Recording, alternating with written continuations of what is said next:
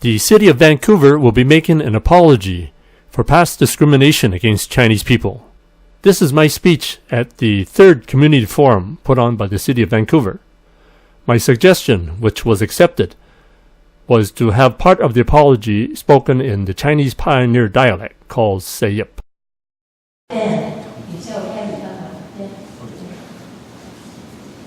Thank you.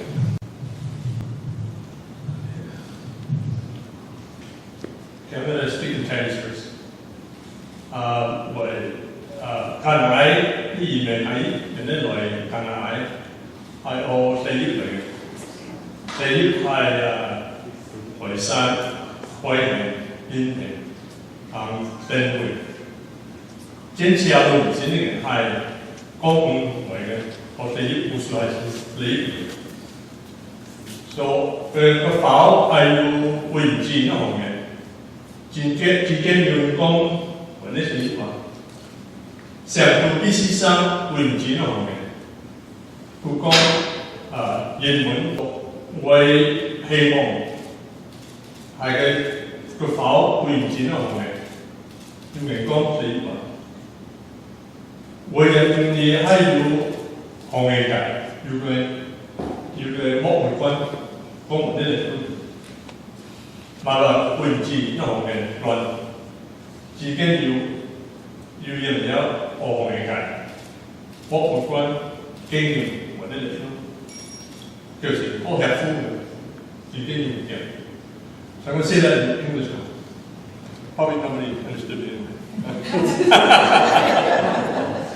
Okay, I said the first settlers who came to Canada from China, they came from the four counties, Enping, Kaiping, Taishan, and Xinhui. So the settlers who came to work on the railway, they were mostly from the four counties.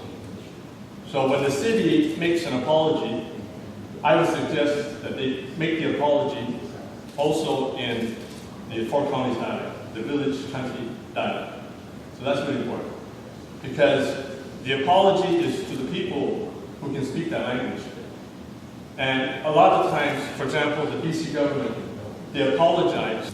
So if the city apologizes, I would suggest someone speak in the four counties country village dialect. I would also suggest the government, the city government, when they offer the apology to the Chinese people, that they also set up some kind of permanent museum or display.